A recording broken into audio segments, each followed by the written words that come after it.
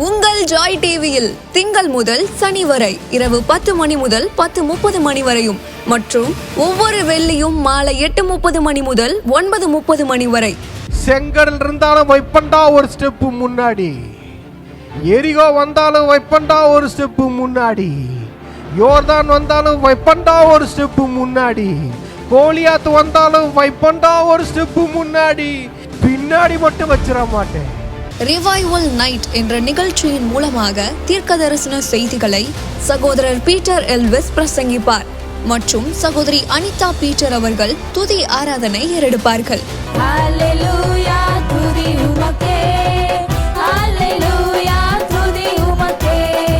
மனிதர்களின் வார்த்தையால் பாதிக்கப்பட்டது போதும், கடவுளின் வார்த்தையால் பாதிக்கப்படுவோம் வாருங்கள். நமக்குள் இருக்கும் இயேசு கிறிஸ்துவை உலகத்திற்கு காட்டும் நேரம் இது. வாருங்கள், இயேசுவுக்காய் எழும்புவோம். நீங்க இதுவரைக்கும் சபைக்கே போகாத ஒரு நபரா இயேசு கிறிஸ்துவ பற்றி உங்க வாழ்க்கையில ஆழமா அறிந்து கொள்ளணுமா? அப்ப ரிவைவல் சர்ச் உங்க எல்லாரையுமே அன்புடன் அழைக்கிறது. நம்ம கொளத்தூர் பூம்புகார் நகர்ல லொகேட் ஆயிருக்கிற ரிவைவல் சர்ச்சுக்கு நீங்க வாரம் வாரம் வர முடியும். சோ இங்க எவ்ரி சண்டே ஞாயிற்றுக்கிழமை காலையில 10 மணில இருந்து 12 மணி வரைக்கும் சபை ஆராதனை நடந்து கொண்டிருக்குது. சோ நீங்க எல்லாருமே இந்த ஆராதனையில குடும்பமா கலந்து கொள்ளலாம். அது மட்டும் இல்ல, எவ்ரி சாட்டர்டே ஒரு சனிக்கிழமையும் மாலை 8 மணி முதல் 9 மணி வரைக்கும் ப்ராஃபட்டிக் ஈவினிங் நடைபெறுது. இதுல பாஸ்டர் பீட்டர் எல்விஸ் அவர்கள் உங்களுக்காக விசேஷ ஜெபம் ஏறெடுப்பார்கள். நீங்க தவறாம கலந்து கொள்ளுங்க. ஒருவேளை என்னால நேர்ல வர முடியலையே அப்படின்னு வருத்தப்பட்டீங்கன்னா நீங்க கவலையே பட வேணாம். நீங்க கூகுள் மீட் மூலமாகவும் எங்களோடு கலந்து கொள்ள முடியும். சோ கீழே தெரியுற இந்த கூகுள் கோடை நீங்க நோட் பண்ணி வச்சுக்கோங்க. இதன் மூலமா எங்களோட நீங்க ஜாயின் பண்ணுங்க. சோ கர்த்தர் உங்களை ஆசீர்வதிப்பார். தந்தையாம் தெய்வம் நீர் மாத்திரம் போதும் எனக்கு.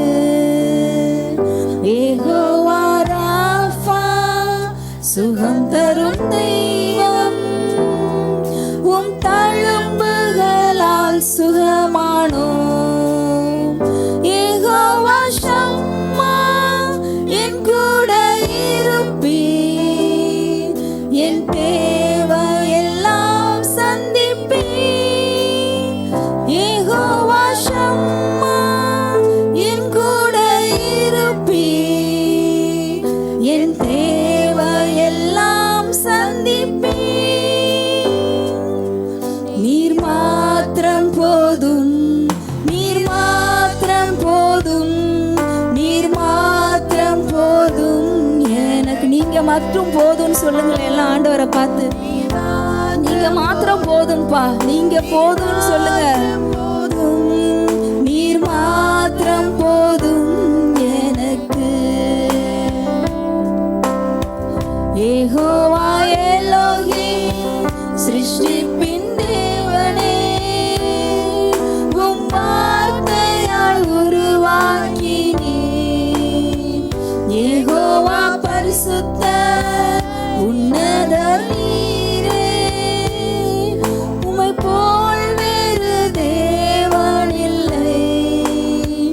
யெகோவா ஷாலோம் உம் சமாதானம் தந்தீர் என் உள்ளத்திலே.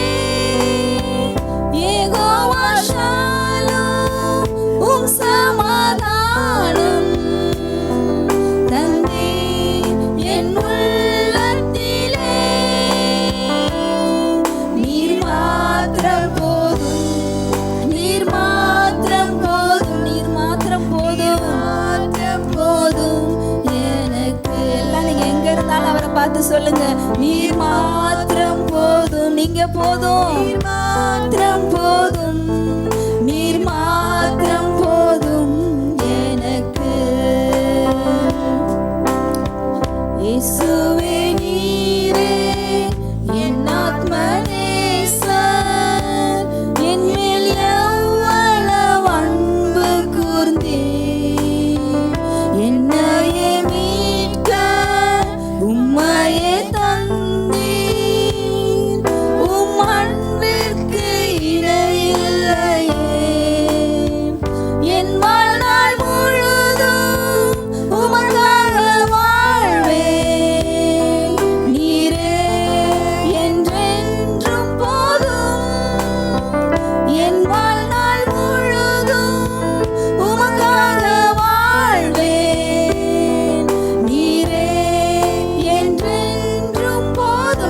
மாத்திரம் போதும், நீர் மாத்திரம் போதும், நீர் மாத்திரம் போதும், நீர் மாத்திரம் போதும் எனக்கு இயேசுவே.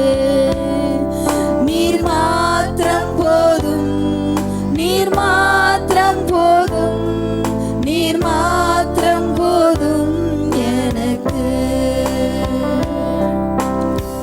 இயேசுவே நீரே என் ஆத்ம நேசர், என் மேல் எவ்வளவு அன்பு கூர்ந்தீர்.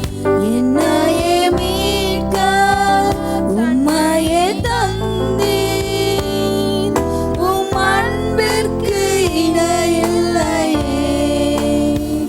என் வாழ்நாள் முழுதும் உமக்காக வாழ்வேன்.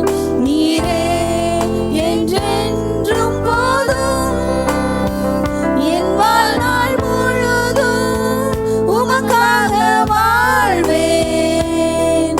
நீரே என்றென்றும் போதும், நீர் மாத்திரம் போதும், நீர் மாத்திரம் போதும், நீர் மாத்திரம் போதும், நீர் மாத்திரம் போதும் எனக்கு. நீர் மாத்திரம் போதும், நீர் மாத்திரம் போதும், நீர் மாத்திரம் போதும் எனக்கு. யெகோவா ஈரே தந்தையாம் தெய்வம், நீர் மாத்திரம் போதும் எனக்கு. யெகோவா ராஃபா சுகம் தரும் தெய்வம், உம் தழும்புகளால் சுகமானேன். யெகோவா ஷம்மா என் கூட இருப்பீர், என் தேவையெல்லாம் சந்திப்பீர். யெகோவா ஷம்மா என் கூட இருப்பீர், என் தேவையெல்லாம் சந்திப்பீர். நீர் மாத்திரம் போதும், நீர் மாத்திரம் போதும், நீர் மாத்திரம் போதும், நீர் மாத்திரம் போதும் எனக்கு. நீர் மாத்திரம் போதும், நீர் மாத்திரம் போதும், நீர் மாத்திரம் போதும் எனக்கு. இது வேணும், இது வேணும்னு எதெல்லாம் நினைச்சீங்களோ அதையெல்லாம் ஓரம் தள்ளி வச்சிருங்க. இப்போ ஆண்டவரை பார்த்து சொல்லுங்க, எதுவுமே எனக்கு இது வேணும்னு கேட்காதீங்க, நீங்க மாத்திரம் போதும்னு சொல்லுவோமா? எல்லாரும் அவரை பார்த்து நீங்க போதும், நீங்க போதும் ஏசப்பா, நீங்க போதும், உங்க பிரசன்னம் எங்களுக்கு போதும், உங்க சமூகம் எங்களுக்கு போதும், உங்க அபிஷேகம் எங்களுக்கு போதும், உங்க மகிமை எங்களுக்கு போதும், உங்க அன்பு எங்களுக்கு போதும். எல்லாரும் சொல்லுங்க அவரை பார்த்து, உங்க இரக்கம் எங்களுக்கு போதும், உங்க தயவு எங்களுக்கு போதும், உங்க கிருபை எங்களுக்கு போதும். ரிகிலி மகதுனோசே. இயேசு நமக்காக ஜீவன் தந்தார். எதற்காக தெரியுமா? நம்ம மேல வைத்த அன்பினால, நம்ம மேல வைத்த அன்பினால, நம்ம மேல வைத்த பாசத்தினால. அவர் என்ன சொன்னார் தெரியுமா? நீ வேணும், நீ எனக்கு போதும், உனக்காக என் ஜீவனையே கொடுக்கிறேன், என் உயிரையே உனக்காக கொடுக்கிறேன்னு அவருடைய பாசத்தை, நம்ம மேல வச்ச அன்பை, உச்ச கட்டத்தை அவர் சிலுவையில காமிச்சிட்டாரு. இன்னைக்கு நம்ம அவரை பார்த்து சொல்லுவோமா? எங்களுக்கு நீங்க போதும் ஏசப்பா, எங்களுக்கு நீங்க போதும், எங்களுக்கு நீங்க தான் வேணும், நீங்க தான் வேணும்னு சொல்லுவோமா? ரிந்தி மரோடராம், நீங்க தான் வேணும்னு சொல்லும் போது அவர் உள்ள வந்துட்டாலே போதும், அவர் உங்க இருதயத்துக்குள்ள வந்துட்டா போதும், அவர் உங்க குடும்பத்துல வந்துட்டா போதும், அவருடைய மகிமை உங்க சரீரத்துல வந்துட்டா போதும். நீங்க கேட்காமலே உங்களுக்குரிய எல்லாம் உங்களுக்கு அருளப்படும். அவரோடு கூட மற்ற எல்லாவற்றையும் அருளாதிருப்பது எப்படின்னு தான் வசனம் சொல்லுது. அவர் வந்துட்டாலே அவரோடு கூட நீங்க கேட்கிற சுகம் அவரோடு கூடவே தான் வருது. நீங்க எதிர்பார்க்கிற பலன் அவரோடு கூட தான் வருது. நீங்க கேட்கிற ஆசீர்வாதம் அவரோடு கூட தான் வருது. நீங்க கேட்கிற செழிப்பு அவரோடு கூட தான் வருது. நன்மையான வாழ்க்கை வேணுங்க, என் குடும்பத்துல நல்லது நடக்கணுன்றீங்களா, அந்த நன்மை அவரோடு கூட தாங்க வருது. அவர்கிட்ட தான் நன்மை இருக்கு, அவர்கிட்ட தான் பலன் இருக்கு, அவர்கிட்ட தான் சுகம் இருக்கு, அவர்கிட்ட தான் ஆசீர்வாதம் இருக்கு. அவர்கிட்ட தான் எனக்கு சந்தோஷம் வேணுங்க. எங்க குடும்பத்துல நிம்மதி தாங்க இல்ல, எங்க குடும்பத்துல சந்தோஷம் இல்ல, எங்க குடும்பத்துல பிரச்சனையா இருக்குன்னு கேக்குறீங்களா, நீங்க கேட்கிற சந்தோஷம் அவர்கிட்ட தான் இருக்கு. நீங்க கேட்கிற சமாதானம் அவர்கிட்ட தான் இருக்கு. இன்னைக்கு அவர் தான் வேணும் நீங்க கேட்கும் போது அவரே உங்களுக்குள்ள வந்துட்டாருன்னா நீங்க கேட்கிற எல்லாமே உங்களுக்குள்ள வந்துடும். நீங்க கேட்கிற எல்லாமே உங்க குடும்பத்துக்குள்ள வந்துடும். நீங்க கேட்கிற எல்லாமே உங்க சரீரத்துல வந்துடும். ரிபனே முருக்கு ஒரு ரபரேலே நன்றி சொல்றோம், நன்றி சொல்றோம். Thank you Holy Spirit, thank you Holy Spirit. எங்களோடு நீங்க பேசின வார்த்தைகளுக்காக நன்றி, உங்க பிரசன்னத்திற்காக நன்றி, உங்க அபிஷேகத்திற்காக நன்றி. எங்க எல்லாரையும் அப்பா தாழ்த்தி அர்ப்பணிக்கிறோம் இயேசுவின் நாமத்தில் பிதாவே, ஆமென். யோவான் 11வது அதிகாரம் 3 இருந்து படிங்க. அப்பொழுது அவனுடைய சகோதரிகள், ஆண்டவரே, நீர் சிநேகிக்கிறவன் வியாதியாய் இருக்கிறான் என்று சொல்ல அவரிடத்திற்கு ஆள் அனுப்பினார்கள். இது பாத்துரும். இப்ப என்ன தெரியுமா அதுக்கும், பிரதர், ஆண்டவர் என்னை சிநேகிக்கிறாருன்னு சொல்றீங்க பிரதர், ஆண்டவர் என்னை நேசிக்கிறாருன்னு சொல்றீங்க பிரதர், ஆண்டவருக்கு என்ன இந்த உலகத்திலேயே யாரை பிடிக்கும்னு கேட்டா என்னதான் பிடிக்கும் அப்படின்னு சொல்றீங்க. இதுல பார்த்துட்டு இருக்கீங்களே, ஒவ்வொருத்தவருக்கும் சொல்றேன், இந்த உலகத்திலேயே நீங்க ஏசப்பாட்ட போயிட்டு, ஏசப்பா இந்த உலகத்திலேயே நீங்க படைச்சிங்களே, அண்ட சராசரம் எல்லாம் படைச்சிங்களே, எவ்வளவோ தேவ மனுஷர்களை படைச்சிங்களே, எத்தனையோ மனிதர்களை படைச்சிங்களே, உங்களுக்கு ரொம்ப பிடிச்சது யாரு ஏசப்பா அப்படின்னு நீங்க போய் கேட்டீங்கன்னு வச்சுக்கோங்க, அது தாவீதா, இல்ல மோசஸா, இல்லைன்னா சாலமோனா, இல்லைன்னா ஆபிரகாமா அப்படிலாம் கேட்டீங்கன்னா ஆண்டவர் நம்ம சொல்லுவாரு, எனக்கு ஒன்னதான் பிடிக்கும்னுவாரு. ஹல்லே லூயா, ஹல்லே. என்னது, என் தெய்வத்துக்கு ஆபிரகாம் மோசஸை விட எல்லாரை விட என்னதான் பிடிக்குமா அப்படின்னு கேட்டீங்கன்னா, பிரியமானவர்களே, இதை பார்த்து கொண்டிருக்கிற எல்லாரையும் சொல்றேன், எல்லாரையும் பார்த்து சொல்றேன், இயேசுவுக்கு, ஏசப்பாவுக்கு இந்த உலகத்திலே ரொம்ப பிடிச்சது யாரை தெரியுமா ரொம்ப பிடிக்கும்? உங்களை தாங்க ரொம்ப பிடிக்கும். ஹல்லே லூயா. இதை பார்த்து கொண்டிருக்க ஒவ்வொருத்தருக்கும் நான் சொல்றேன், என்ன கேட்டா நான் சொல்லுவேன், இந்த உலகத்திலேயே ஏசப்பா அந்த பூமியில படைச்சாரு, எத்தனையோ மனுஷன், எத்தனையோ கோடி மனுஷர்களை படைச்சாரு. ஆண்டவருக்காக எவ்வளவோ சாகசம் பண்ண தேவ மனிதர்கள் இருக்கிறாங்க.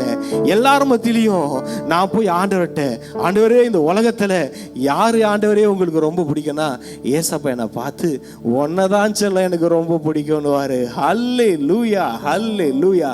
அந்த இன்ட்ரடக்ஷனோட ஒரு வார்த்தையை சொல்றேன். அங்க பாருங்க, அவனுடைய சகோதரிகள், ஆண்டவரே நீர் சிநேகிக்கிறவன் வியாதியாய் இருக்கிறான் என்று சொல்ல அவரிடத்துக்கு ஆள் அனுப்பினார்கள். இன்னைக்கு பிரச்சனை இதுதான். என்ன சொல்றோம் பிரதர், ஆண்டு எங்களை ரொம்ப நேசிக்கிறாருன்னு சொல்றீங்க, ஆனா எங்க வாழ்க்கையில சில வியாதிகள் இருக்கு பிரதர், சில பிரச்சனைகள் இருக்கு பிரதர், சில போராட்டங்கள் இருக்கு பிரதர், கடன் பிரச்சனை இருக்கு பிரதர், ரொம்ப நாளா ஒரு முள்ளு குத்திக்கிட்டு இருக்கு பிரதர், ஆனா ஆண்டவர் எங்களை ரொம்ப பிடிக்கும் நீங்க சொல்றீங்க பிரதர். ஏன் பிரதர்?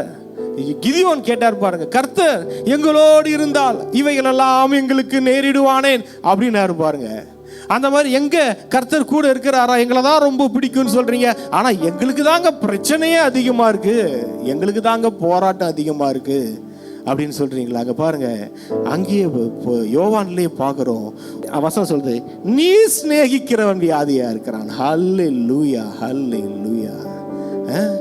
நீர் சிநேகிக்கிறவன். இங்க பாருங்க, ஆண்டவருடைய வார்த்தை சொல்லுது, யோவான் 9:2, ரபி, இவன் குருடனாய் பிறந்தது யார் செய்த பாவம்?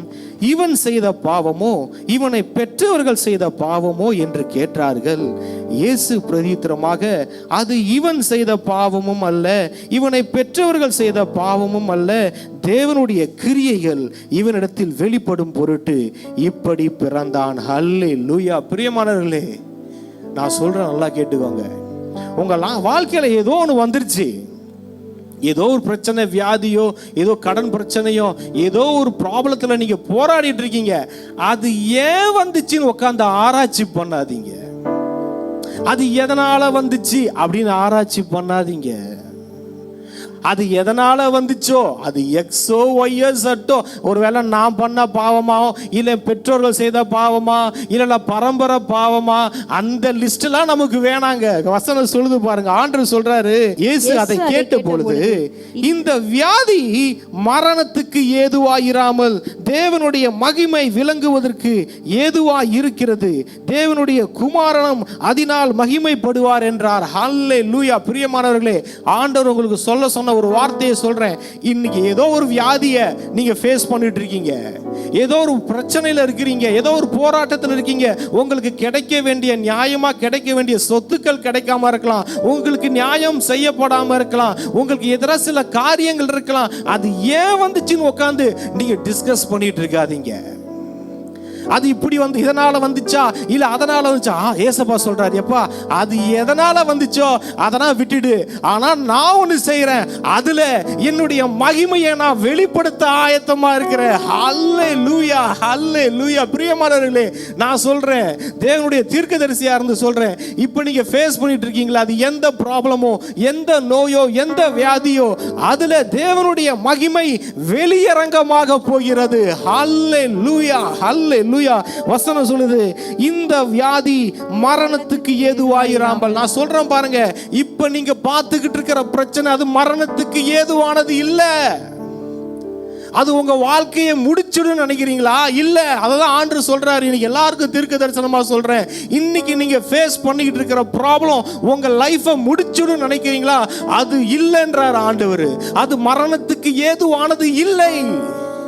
நீங்க உங்க சரீரத்துல ஏதாவது வியாதியை சுமந்து கொண்டிருக்கீங்களா? பிரியமானவர்களே, ஏதாவது வியாதிக்கு பயந்துகிட்டு இருக்கீங்களா? அது மரணத்துக்கு ஏதுவானது இல்லை என்று சொல்றேன். கடன் பிரச்சனையில இருக்கிறீங்களா? அது உங்களுக்கு மரணத்துக்கு ஏதுவானது இல்லை என்று சொல்லுகிறேன். ஆண்டவர் சொல்றாரு, இது மரணத்துக்கு ஏதுவாய் இராமல் தேவனுடைய மகிமை விளங்குவதற்கு ஏதுவாய் இருக்கிறது. ஹல்லேலூயா, ஹல்லேலூயா. உங்க எல்லாருக்கும் சொல்லுகிறேன், பிரியமானவர்களே, நீங்க இப்ப ஃபேஸ் பண்ணிக்கிட்டு இருக்கிற எல்லா காரியங்கள் மேல தேவனுடைய மகிமை வெளியரங்கமாக போகிறது. ஹல்லேலூயா.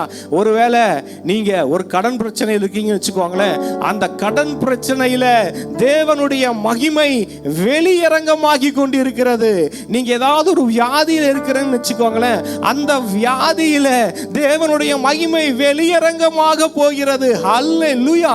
ஆண்டவர் தன்னுடைய மகிமையை எப்படியாச்சும் வெளிக்காட்டணும்னு நினைக்கிறாரு. இப்ப யார் மூலமா வெளிக்காட்டணும்னு நினைக்கிறாரு. பிரியமானவர்களே, நான் உங்களுக்கு சொல்றேன், இது வரைக்கும் நடந்தது விட்டுடுங்க. அது இந்த வியாதி எதனால வந்துச்சு, அவங்க அப்பா செஞ்ச பாவமா, இவன் செஞ்ச, அந்த ஆராய்ச்சிலாம் இங்க தேவை இல்லைங்க. அதெல்லாம் மூட்டை முடிச்சு கட்டி தூக்கி போட்டுடுங்க. போட்டுட்டு ஒண்ணு சொல்லுங்க, இது வந்துருச்சு, இது என்னால வந்துச்சோ இல்ல எதனால வந்துச்சோ அதை பத்தி நான் பேச போறது இல்ல ஆண்டவரே. ஆனா ஒண்ணு தெரியும், இதுல இருந்து விடுதலை ஆக்கிறதுக்கு உங்களா தவிர இந்த உலகத்துல வேற யாருமே கிடையாது. என்ன நான் உங்ககிட்ட அர்ப்பணிக்கிறேன். இப்ப உங்களோட மகிமை என்கிட்ட வெளியரங்கமாகட்டும். ஹல்லேலூயா. உங்க மகிமை, அவரோட மகிமை வெளியரங்கமாச்சுன்னா பாருங்க, உங்க வாழ்க்கை முற்றிலும் மாறிவிடும். இப்ப நீங்க ஃபேஸ் பண்ணிக்கிட்டு இருக்கிற எல்லா காரியங்களும் தலைகீழா மாறிவிடும். ஹல்லேலூயா. ஐசையா 40:5 படிங்களேன். கர்த்தரின் மகிமை வெளியரங்கமாகும், மாம்சமான யாவும் அதை ஏகமாய் காணும். அல்லேலூயா. கர்த்தருடைய மகிமை வெளியரங்கமாகும். இது ஒரு வாக்குத்தத்தமா உங்க எல்லாருக்கும் நான் சொல்றேன். கர்த்தருடைய மகிமை உங்க வாழ்க்கையில வெளியரங்கமாக போகுதுங்க. நீங்க சுமந்து கொண்டிருக்கிற வியாதியில கர்த்தருடைய மகிமை வெளியரங்கமாகிறது. உங்களுடைய கடன் பிரச்சனையில, சொத்து பிரச்சனையில, நிறைய பேருக்கு நியாயமா வந்து சேர வேண்டிய சொத்து வராம இருக்கு, அதுல தேவனுடைய மகிமை வெளியரங்கமாகிறது. ஹல்லேலூயா. உங்க வாழ்க்கையில கர்த்தருடைய மகிமையை எந்த சாத்தானுடைய சக்தியாலும் கட்டி வைக்க முடியாது, தடுத்து நிறுத்த முடியாது. உங்க வாழ்க்கையில நீங்க பாப்பீங்க, இது ஆண்டவர் கொடுத்த வாக்குத்தத்தம். ஆண்டவர் இதை போய் உங்ககிட்ட சொல்ல சொன்னாரு. நான் அவங்களுக்கு என்னுடைய மகிமையை எந்த பகுதியில நான் வெளியரங்கமாக்க போறேனோ அந்த பகுதியில நான் வெளியரங்கமாக்க போறேன்னாரு. ஹல்லேலூயா. இதை அட்டெண்ட் பண்ற எல்லாத்துக்கும் சொல்றேன், உங்களுக்கு நல்லாவே தெரியும் உங்க வாழ்க்கையில ஆண்டவரே பிரதர் இந்த என் வாழ்க்கையில இந்த பகுதியில தேவனுடைய மகிமை வெளியரங்கமாகணும் பிரதர் சொல்றீங்களே, அந்த பகுதியில இந்த நேரத்தில் எல்லாரும் அந்நிய பாஷை பேச முடிஞ்சவங்க எல்லாரும் அந்நிய பாஷை பேசுங்க. இந்த நேரத்திலேயே நீங்க இருக்கிற இந்த நொடியிலேயே கர்த்தருடைய மகிமை அந்த பகுதியில வெளியரங்கமாகிறத பாப்பீங்க. சில பேருடைய வயிற்று பகுதியில கட்டி இருக்குது, சரீரத்துல கட்டி இருக்குது. இப்ப பாருங்க, உங்களுடைய மேல தேவனுடைய மகிமை வெளியரங்கமாகிறது. மாம்சமான எல்லா கண்ணு அதை பார்க்கும், உங்க கண்ணு அதை பார்க்கும். தேவனுடைய மகிமை உங்களை நிரப்புகிறது. ராஷாந்தாரா லியாந்தாரா மனாரா திரியா லதாராக்கரா ஷதா, ஒரு பரிபூரண விடுதலை. சில பேருக்கு பயம், நைட் நேரத்துல தூங்க முடியல, தூங்காம கஷ்டப்படுறீங்க. ஒரு விதமான அசுத்தாவின் பயம் உங்களுக்கு இருக்கு. பிரியமானவர்களே, இந்த நொடியில நான் சொல்றேன், ஒரு பரிபூரண விடுதலை உங்களுக்கு வருகிறது. தேவனுடைய மகிமை அந்த பகுதியில வெளியரங்கமாகிறத பாப்பீங்க. சில பேருடைய வாழ்க்கையில நல்ல காரியங்களே நடக்காம இருக்கு, சுப காரியங்கள் நடக்காம இருக்குது. நீங்க பாப்பீங்க உங்க வாழ்க்கையில தேவனுடைய மகிமை அது வெளியரங்கமாகிறத பாப்பீங்க. ஐசாயா 4:5 சொல்லுது, மகிமையானவைகள் மேலெல்லாம் காவல் உண்டாயிருக்கும். ஹல்லேலூயா. பிரியமானவர்களே, உங்கள் மேல் ஒரு காவல் இருக்கிறது, அது பரலோக காவல். ராஷாந்தார், நீங்கள் தேவனுடைய மகிமையை சுமந்திருக்கிற பாத்திரங்கள், நீங்கள் தேவனை சுமந்திருக்கிற பாத்திரங்கள். உங்க மேல ஒரு காவல் இருக்குது. நீங்க அதான் பிரதர், சில பேர் சொல்றீங்க பிரதர் என் மேல ஏதோ ஒரு மந்திரவாதம் பண்ணிட்டாங்க, அது இருக்குது. அது இல்லைங்க, உங்க மேல தேவனுடைய காவல் இருக்கு. உங்களுக்குள்ள ஆண்டவராகிய இயேசு கிறிஸ்து வாழ்ந்து கொண்டு இருக்கிறார். தேவனுடைய மகிமை உங்களுக்குள் தங்கி தாபரித்து கொண்டிருக்கிறது. அதை ரியலைஸ் பண்ணுங்க. இப்ப பாருங்க, நீங்க எதெல்லாம் உங்க லைஃப்ல ரொம்ப ஹார்டான பகுதியா நீங்க ஃபீல் பண்ணிட்டு இருக்கீங்களோ, இந்த நேரத்துல ஆண்டவர் இப்பொழுது ஒரு மிராக்கிள் செய்ய போறார். நிறைய மிராக்கிள் டெஸ்டிமோனியை நம்ம கேட்க போறோம். எங்க அட்டெண்ட் பண்றவங்கலாம் உங்க சரீரத்துல எங்கெங்கெல்லாம் உங்களுக்கு வியாதி இருக்கும் அந்த இடத்துல கையை வச்சுக்கோங்க. அந்த இடத்துல கையை வச்சுக்கோங்க. இல்ல உங்களுக்கு ஏதாவது கடன் பிரச்சனை இருக்கா, அந்த அமௌண்ட்டை நினைச்சுக்கோங்க, மனசுல நினைச்சுக்கோங்க. எத்தனை லட்சம் உங்களுக்கு கடன் இருக்கோ அந்த அமௌண்ட்டை மனசுல கொண்டு வந்துக்கோங்க. உங்களுக்கு சொத்து ஏதாவது வந்து சேர வேண்டியது வராம இருக்குதா, அந்த லேண்டை மனசுல வச்சுக்கோங்க. ரஷதா லியாந்திரியான் தலமனா. இது ஒரு விடுதலை நேரம், இது ஒரு அற்புதத்தின் நேரம், இது கர்த்தருடைய மகிமை வெளியரங்கமாகிற நேரம். ஹல்லேலூயா, ஹல்லேலூயா. அது கர்த்தருடைய அவன் குருடனாய் பிறந்தது யார் செய்த பாவனத்துக்கு அவர் எந்த ரீசனும் சொல்லல. அவர் ஒன்னே ஒன்னு சொன்னாரு, தேவனுடைய கிரியைகள் வெளிப்படுவதற்கு. ஹல்லேலூயா. பிரியமானவர்களே, உங்களுக்கு இப்ப இருக்கிற பிரச்சனை எல்லாவற்றிலும் தேவனுடைய கிரியைகள் வெளிப்பட்டு கொண்டு இருக்கிறது. தேவனுடைய கிரியைகள் வெளிப்பட்டு கொண்டு இருக்கிறது. அற்புதம் நடந்து கொண்டு இருக்கிறது. ரந்தராபா லாத்திரியா மலா துரா மனாரா சாந்தாராபாரா லேதிரிபாரா. அங்க பாருங்க, ஆண்டவரை சிநேகித்தவன் அவன் வியாதியா இருந்தான். நம்ம ரீசன்ஸ் எதுவும் கேட்க வேணாம், ஏன் எதுக்கு அதெல்லாம் இல்லை. நான் ஒன்னே ஒண்ணு, நடந்தது நடந்துருச்சுங்க, ஏதோ ஒண்ணு ஆயிடுச்சுங்க. ஆனா இப்ப பதில் என்ன தெரியுமா அவங்க வேணும்? தேவனுடைய மகிமை அது வெளியரங்கமாக வேணும். அதுதான் விஷயம், அதுதான் தீர்வு. ஒரே ஒரு தீர்வு என்னன்னா, தேவனுடைய மகிமை உங்க வாழ்க்கையில வெளியரங்கமாக வேணும். அநேகருடைய வாழ்க்கையில வெளியரங்கமாகி கொண்டிருக்கிறது. இப்ப அட்டெண்ட் பண்றவங்க அத்தனை பேரும் எல்லாரும் அந்நிய பாஷை பேசுங்க. அந்நிய பாஷை பேசாதவங்க ஸ்தோத்திரம் சொல்லிக்கிட்டே இருங்க. ஒருவேளை உங்க கால் பகுதியில ஏதாவது அடிபட்டு இருக்கலாம், ஏதாவது ஊன்ஸ் இருக்கலாம், காயங்கள் இருக்கலாம், அதெல்லாம் ஆண்டு சுகமாக்கி கொண்டு இருக்கிறார். ரபாதுரான் திரியான் தலா ரட்டலா மானார். ஆண்டவர் ஒரே ஒரு வார்த்தையை தான் சொல்லி அமிச்சாரு. என்கிட்ட என்ன சொன்னாருன்னா, ஒன்னே ஒன்னு சொல்லு, அவங்க எதனால வந்துச்சுன்றதெல்லாம் இங்க கேள்வி இல்லை. என் வாழ்க்கையில இந்த பாதிப்பு எதனால வந்துச்சு, இந்த விஷயம் எதனால வந்துச்சு, இந்த பிரச்சனை எதனால வந்துச்சு, இந்த வியாதி எதனால வந்துச்சு, இந்த கடன் பிரச்சனை எதனால வந்துச்சு, இந்த போராட்டம் எதனால வந்துச்சு, அதெல்லாம் உட்கார்ந்து யோசிக்க வேணாம். அதை யோசிக்காத. அதை யோசிச்சா இன்னும் நிலைமை மோசமா தான் ஆகும். ஆண்டு என்ன சொல்றாருன்னா, அதெல்லாம் விட்டுடுப்பா, எந்த ரீசனோ அந்த ரீசன் எல்லாம் ஆராய்ச்சி செய்யாதீங்க. அதை உட்காந்து ஆராய்ச்சி செய்யறதுனால எந்த தீர்வும் வர போறதில்ல. ஒன்னே ஒண்ணு, நடந்து போச்சு. இப்ப நடக்க போறது என்னன்னா, ஒன்னே ஒண்ணு, என் தேவனுடைய மகிமை அது வெளியரங்கமாக வேண்டும். ராஷடரா, என் வாழ்க்கையில முழுவதும் தேவனுடைய மகிமை வெளியரங்கமாகணும். தேவனுடைய மகிமை வெளியரங்கமாகணும்.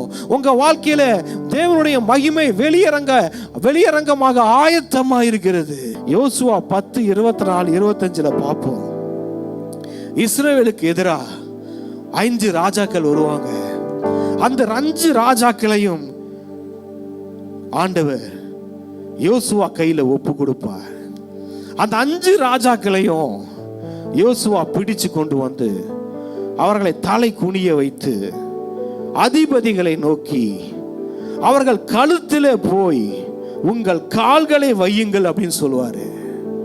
அந்த 5 அதிபதிகளும் போய் யோசுவா சொன்னபடியே அந்த 5 ராஜாக்களின் தலையின் மேலே கழுத்திலே அவர்கள் காலை வைப்பார்கள். பிரியமானவர்களே, ஆண்டவர் அதை தான் எனக்கு காட்டுறாரு. இப்ப உங்க பிரச்சனைகளின் கழுத்துல நீங்க உங்க காலை வைக்கிறீங்க. ராஷாத்தாரா, உங்க பிரச்சனைகளின் கழுத்துல காலை வச்சு மிதிக்கிறீங்க. ராஷாத்தாரா பாலாத்தாரா ரியாந்தாரா மனா தலபரா, அநேக பிரச்சனைகளின் தலைகள் நசுக்கப்பட்டு கொண்டு இருக்கிறது. ராதாராபரா, உங்க லைஃப்ல ரூல் பண்ணிக்கிட்டு இருந்த ராஜா மாதிரி ரூல் பண்ணிக்கிட்டு இருக்க சில காரியங்களின் தலைகள் நசுக்கப்படுகிறது. எல்லாரும் சொல்லுங்க, ஆண்டவரே எங்க வாழ்க்கையில உங்க மகிமை வெளியரங்கமாகட்டும் ஐயா. மாம்சம் வெளியரங்கமாக வேணாம், எங்களுடைய பிசாசின் பாவங்கள் வெளியரங்கமாக வேணாம், எங்களுக்குள்ள இருக்கிற தேவனுடைய மகிமை வெளியரங்கமாவதாக. ராஷாதரபலா, 3 வருஷம் ஆண்டவராகிய இயேசு கிறிஸ்து பிதாவின் மகிமையை சுமந்து திரிந்தார். 3 வருஷம் பிதாவின் மகிமையை சுமந்திருந்தார். அற்புதங்கள், அடையாளங்கள், அதிசயங்கள், சுகங்கள் எல்லாம் ஆறாக ஓடியது. பிரியமானவர்களே, இன்று அந்த வாழ்க்கைக்கு நம்மை அழைக்கிறார். ஆண்டவர் எங்கெங்கெல்லாம் போனாரோ அங்கெல்லாம் விடுதலை இருந்து பிசாசின் ராஜ்யங்கள் தோற்கடிக்கப்பட்டன. பிரியமானவர்கள், அதே மாதிரிதான் சொல்றேன். தேவனுடைய மகிமை இப்ப நீங்க எல்லாரும் எங்கெங்க இருக்கிறீங்க, உங்களுடைய குடும்பத்துல, உங்க வீட்டுல அது வெளியரங்கமாக்கப்பட்டு கொண்டிருக்கிறது. பிசாசின் ராஜ்யங்கள், கிரியைகள் அவைகள் தோற்கடிக்கப்பட்டு கொண்டிருக்கின்றன. ராதா ராசதாரா, ஏஞ்சல்ஸ் இறங்குறத பாக்குற எல்லாருடைய வீடுகள்ல, நீங்க இருக்கிற இடத்துல ஏஞ்சல்ஸ் இறங்கி வருகிறார்கள். உங்களுடைய பிரச்சனைகளின் கழுத்து நெரிக்கப்படுகிறது, அது முறிக்கப்படுகிறது. ராசதாரா, இன்று கண்ட எகிப்தியர்களை இனி நீங்கள் பார்ப்பது இல்லை. இதுவரைக்கும் நீங்க பார்த்த வியாதியை நீங்க பார்க்க மாட்டீங்க. இதுவரைக்கும் நீங்க பார்த்த தரித்திரத்தை நீங்க பார்க்க மாட்டீங்க. இதுவரைக்கும் நீங்க பார்த்த பிரச்சனைகளை நீங்க பார்க்க மாட்டீங்க.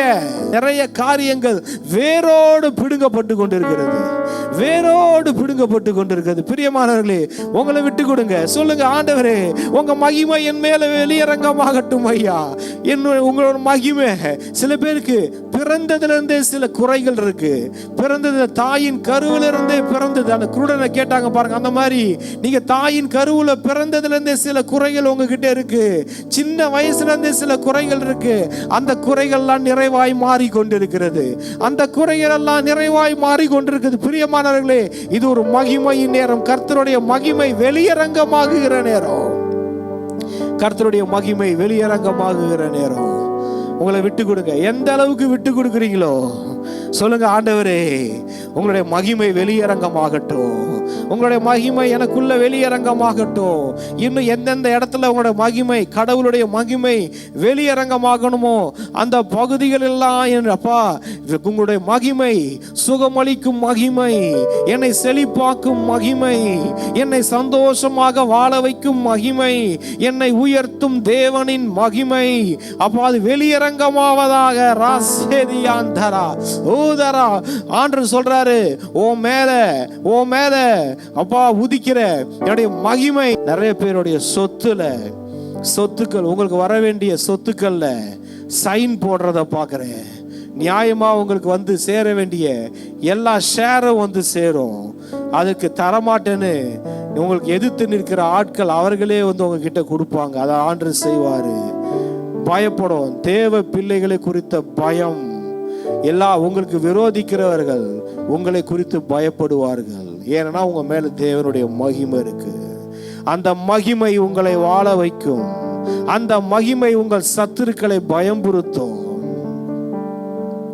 அந்த மகிமை உங்களை வித்தியாசப்படுத்தி காட்டும். எனக்கு ஆண்டவர் பெரிய செய்தியெல்லாம் நீங்க கொடுக்கல, ஒன்னே ஒன்று சொன்னாரு.